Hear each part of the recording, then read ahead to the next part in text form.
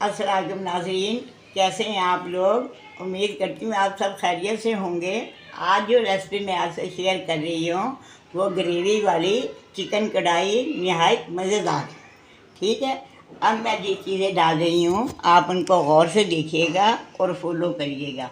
मैंने ली है 1.5 kilo chicken, तकरीबन 3 पाव टमाटर लिए हैं, 1 कप पानी, लहसुन अदरक 2 टेबल स्पून, हरी मिर्चें 2 से 3 अदरक, 1 कप के करीब घी लिया है, ये घी में बनेगा। इसके बाद ये दरदरा कुटा हुआ सूखा धनिया, ज़ीरा, नमक और लाल मिर्चें कश्मीरी। ठीक है, अब मैंने सबसे पहले क्या किया, प्याज को काट लिया और उनको धो के स्टीम कर लिया। स्टीम करने के बाद ये मैंने इसे ग्राइंड कर लिया है। ठीक है, ताकि अच्छी सी ग्रेवी बने। अब मैं आपके सामने स्टार्ट कर रही हूँ। बिस्मिल्लाहिर्रहमानिर्रहीम। ठीक है, आपने सबसे पहले हल्का सा चूल्हा जलाया है। इसके अंदर आपने सबसे पहले चिकन को डालना है। ये मैंने चिकन को डाल दिया है। इसके अंदर आपने नमक डाल दे, हस्बे जायका जितना आप लेना चाहें। लहसुन अदरक 2 टेबल स्पून अच्छा ताज़ा पीसा हुआ।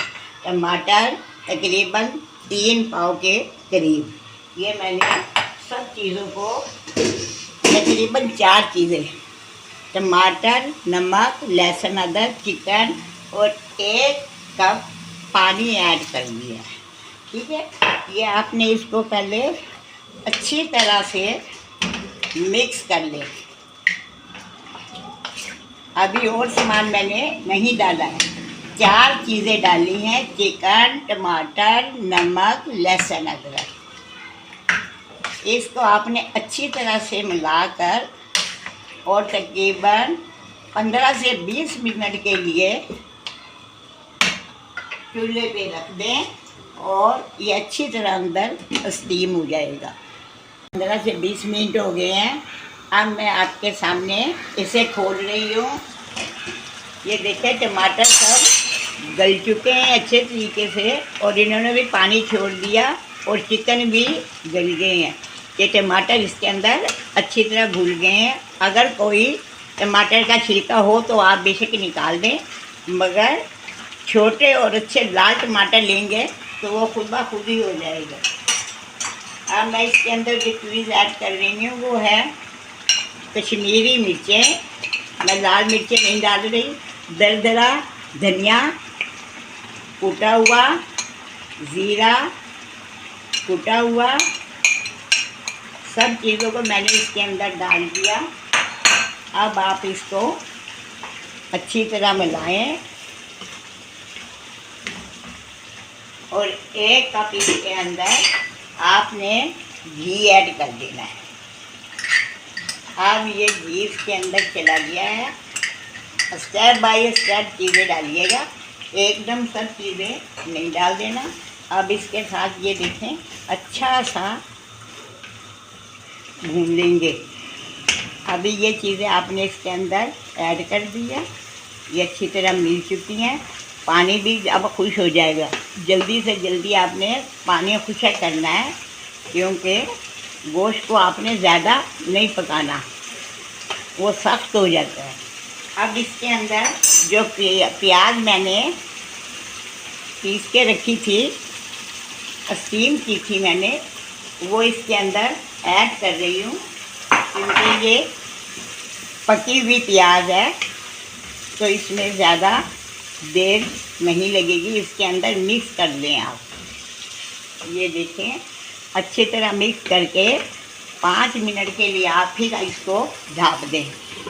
पानी खुशक हो गया है और घी भी कढ़ाई में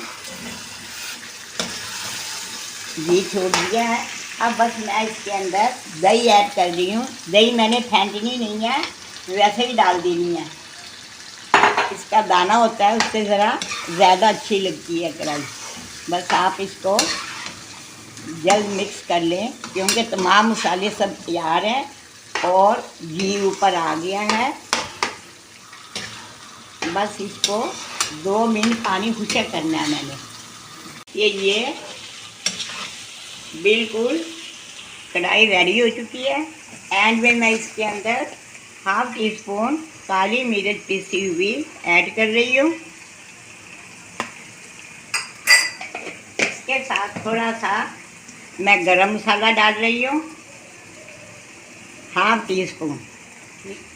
ये मैंने इनको डालने के बाद ऊपर से हरी मिर्च डाल दी है, 2 से 3 अदद।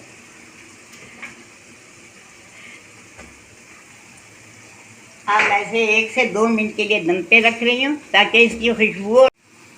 अब हरी मिर्च, गरम मसाला, काली मिर्च डालने के बाद 2 मिनट तक मैं इसे बंद कर रही हूँ ताकि इसकी खुशबू इसके अंदर रह जाए। कढ़ाई मज़ेदार अच्छी सी तैयार है। अब मैं इसे डिश आउट कर रही हूँ। आप देखें इसके साथ ग्रेवी कितनी अच्छी बनी है।